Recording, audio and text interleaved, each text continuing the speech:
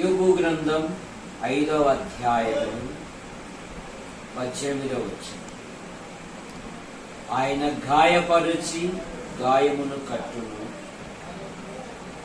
ఆయన గాయము చేయును, ఆయన చేతులే స్వస్థపరచును. 6 బాధలలో నుండి ఆయన నిన్ను విడిపించును. 7 బాధలు కలిగినను నీకు ఏ కీడు తగలదు. సహోదరులారా, ప్రభువైన యేసుక్రీస్తు నామములో మీ అందరికీ వందనములు. వీడు నా బాల్య స్నేహితుడు. మాకు ఊహ వచ్చినప్పటి నుండి మొలతాడు గట్టే వయసు నుండి ఈ యాడికిలో మేము 4 స్నేహితులు. తన పేరు చింతకుంట తిప్పన్న, ఇంకొకడు రాముగల్ల దేవసాయము, ఇంకొకడు నిగిడే నయమాల్, నా పేరు గంధం దేవదారి. మేము బాల్యమిత్రులం. గత సోమవారమున ఇతను ఆర్టీసీ డ్రైవరు మరి బెంగళూరు డ్యూటీకి వెళుతూ ముచ్చుకోట దగ్గర కొంత మరి హార్ట్ సంబంధమైన బలహీనత. దేవుడు అద్భుతమైన సహాయం చేశాడు. అనంతపురం మార్పు ఆసుపత్రిలో ఆ వైద్య బృందాన్ని బట్టి కూడా మేము ప్రభుని స్తుతిస్తూ ఉన్నాము. దేవుడు క్షేమంగా నడిపించాడు. ఇక్కడ అంటున్నాడు, ఆయన గాయపరచి గాయమును కట్టును, ఆయన చేతులే స్వస్థపరచు. మన ప్రభువైన యేసుక్రీస్తు వారు ఆయన బాగు చేయు దేవుడు. నిర్గమాకాండం 15:26లో మీ దేవుడైన యెహోవా వాక్కు శ్రద్ధగా విని ఆయన దృష్టికి న్యాయమైనది చేసి ఆయన ఆజ్ఞలకు విధేయులై ఐగుప్తులో కలగజేసిన రోగములలో ఏదీ నీకు రానీయను, నిన్ను స్వస్థపరచు యెహోవాను నేనే. ఇర్మీయా గ్రంథం 33వ అధ్యాయము 6వ వచనములో మనకు ఒక మాట దొరుకుతుంది. 33వ అధ్యాయము 6వ వచనం ఒక శ్రేష్టమైన మాట మనకు దొరుకుతుంది.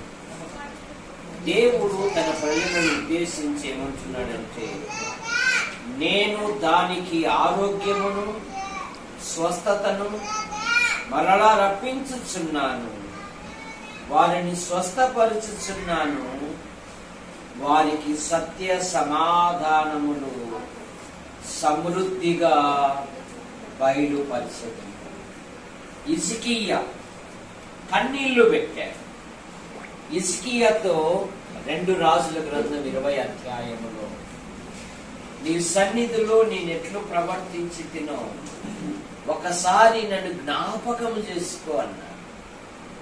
హిజ్కియాకు ఆరోగ్యం ఇచ్చాడు, ఆయుష్నిచ్చాడు, అతన్ని బాగు చేశాడు.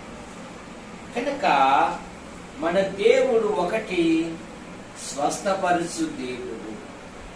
యోబు గ్రంథం 5:19లో విడిపించు దేవుడు.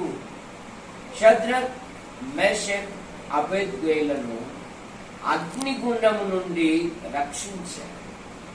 దానియేలును సింహపోను నుండి రక్షించాడు. మూడవ మాట నిన్ను బాగు చేయు దేవుడు. నేను నిన్ను బాగు చేసేదను అన్నాడు హిజ్కియా. 5వ మాట నిన్ను తప్పించు దేవుడు. ప్రతి సమస్య నుండి ఆయన తన ప్రజలను తప్పించు దేవుడుగా ఉన్నాడు. 6వ మాట నిన్ను తృప్తిపరిచెదను. 5 రొట్టెలు 2 చేపలతో వేలాది మంది తృప్తిపరచడమే గాక ఆయన ఇంకా 12 గంపలు అది ఉండినట్లుగా మనం చూస్తాం. 7వ మాట నిన్ను కాపాడు. 121 కీర్తన 7వ వచనములో నిన్ను కాపాడువాడు కునకడు నిద్రపోడు. కనుక సజీవునిగా సహోదరుడు తిప్పన్న విషయంలో దేవుడు అద్భుతమైన సహాయం చేసి క్షేమంగా ఇంటికి నడిపించిన ప్రభును మనం ఎంతగానో స్తుతించాలి. ప్రేమించిన మా తండ్రి, మరి నా స్నేహితుడు తిప్పన్న భార్యను బట్టి మీకు స్తోత్రములు, కుమార్తెలు కుమారులను బట్టి మీకు స్తోత్రములు.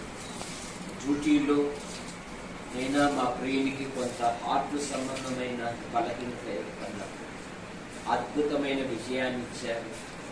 మార్క్ ఆసుపత్రిని బృందాన్ని మీరు దీవించని వైద్యులు ఉన్నారు.